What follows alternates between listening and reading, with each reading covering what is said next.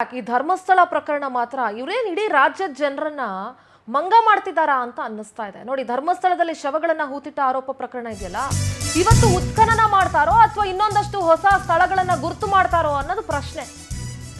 ನಿನ್ನೆ ಅನಿರೀಕ್ಷಿತ ಪ್ರದೇಶದಲ್ಲಿ SIT ಶೋಧ ನಡೆಸಿತ್ತು. ಅಲ್ಲರಿ, ಅವನು ಸಿಕ್ದಂಗೆ ನಿಮ್ಮನ್ನು ಮಂಗ ಮಾಡ್ತಾ ಇದ್ದಾನೆ, ಇವತ್ತು ಈ ಜಾಗ ಆ ಜಾಗ ಇಲ್ಲೊಂದು ಅಲ್ಲೊಂದು. ದೂರ ಕೊಡ್ಬೇಕಾದ್ರೇನೆ ಹೇಳ್ಬೇಕಾಗಿತ್ತು, ನಾನು ಧರ್ಮಸ್ಥಳದಿಂದ ಬೆಂಗಳೂರವರೆಗೂ ಪಾಯಿಂಟ್ ತೋರಿಸ್ತೀನಿ, ನಾನು ಅಲ್ಲಿವರೆಗೂ ಮಾರ್ಕ್ ಮಾಡ್ತೀನಿ ಅಂತ ಹೇಳಿ. ಬೋಳಿಯಾರ್ನ 15ನೇ ಪಾಯಿಂಟ್ ನಲ್ಲಿ ಉತ್ಖನನ ಮಾಡಿದ್ರು, ಆದ್ರೆ ಅಲ್ಲಿ ಏನೂ ಸಿಗ್ಲಿಲ್ಲ, ಯಾವುದೋ ಒಂದು ಸಣ್ಣ ಕುರುಹು ಕೂಡ ಸಿಗ್ಲಿಲ್ಲ. ಇಂದಿನ ಉತ್ಖನನ ಸ್ಥಳವೇ ಇನ್ನೂ ನಿಗೂಢ, ಯಾವ ಜಾಗದಲ್ಲಿ ಉತ್ಖನನ ಮಾಡ್ತಾರೆ ಅನ್ನೋದೇ ಗೊತ್ತಿಲ್ಲ. 1ರಿಂದ 13ನೇ ಜಾಗ ತೋರಿಸಿದ್ನಪ್ಪ, 13 ಪಾಯಿಂಟ್ ಫಸ್ಟ್ ತೋರಿಸ್ತಾ ಅನಾಮಿಕ ವ್ಯಕ್ತಿ. 1ರಿಂದ 12 ಮಾಡಿದ್ರು, ಅದ್ರಲ್ಲಿ ಒಂದು 6ರಲ್ಲಿ ಯಾವುದೋ ಒಂದಷ್ಟು ಮೂಳೆಗಳು ಸಿಕ್ಕಿದ್ವು. ಇನ್ ಮಿಕ್ಕಿದ್ ಯಾವುದೋ ಸಿಗ್ಲಿಲ್ವಲ್ಲ, ಅವನು ಊತ ಹಾಕಿದ್ರಲ್ಲಿ ಸಿಗ್ಬೇಕಿತ್ತಲ್ಲ, ಆಗ್ಲೂ ಗೊತ್ತಾಗ್ಲಿಲ್ವಾ? ಇವತ್ತು 13ನೇ ಪಾಯಿಂಟ್ ನಲ್ಲಿ ಇವತ್ತು ಬಹುತೇಕ ಶೋಧ ಮಾಡಲ್ಲ ಇವರು, ಯಾಕಂದ್ರೆ ಇವ್ರ ಕೈಗೆ ಇನ್ನು GPR ಮೆಷಿನ್ನೇ ಬಂದಿಲ್ಲ. ಇದು ಬೇಬಿ ಸೋಮವಾರ ಸಿಗ್ಬಹುದು ಇವ್ರ ಕೈಗೆ.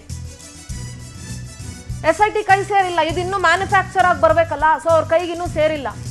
ಬೆಂಗಳೂರಿನಿಂದ ಧರ್ಮಸ್ಥಳಕ್ಕೆ ಬರಬೇಕು GPR ಮೆಷಿನ್, ಇದನ್ನೇನೋ ಬೆಂಗಳೂರಿನಿಂದ ಯಾವ್ದೋ ವಿದೇಶಕ್ಕೆ ತಗೊಂಡೋಗೋ ಮಟ್ಟಿಗೆ ಆಡ್ತಾ ಇದ್ದಾರೆ.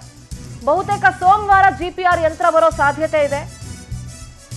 13ರಲ್ಲಿ ಸುಮಾರು 15 ಅಡಿಯಷ್ಟು ಮಣ್ಣಿರೋ ಅನುಮಾನ ಇದೆ. ಹೀಗಾಗಿ ಕೂಲಿ ಕಾರ್ಮಿಕರಿಂದ ಮಣ್ಣನ್ನು ತೆಗೆಯೋದಕ್ಕೆ ಕಷ್ಟ ಆಗುತ್ತೆ ಡೆಫಿನೆಟ್ಲಿ. ಇನ್ನಷ್ಟು ಸ್ಥಳಗಳನ್ನ ದೂರುದಾರ ಗುರುತಿಸೋ ಸಾಧ್ಯತೆ ಇದೆ.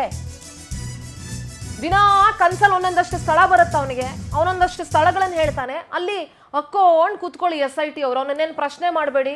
ಅಲ್ಲಿ ಗ್ರಾಮಸ್ಥರನ್ನ ಬೇರೆ ಬೇರೆ ನಿವಾಸಿಗಳನ್ನ ಕರ್ಕೊಂಡೋಗಿ ಎಂಕ್ವೈರಿ ಮಾಡಿ.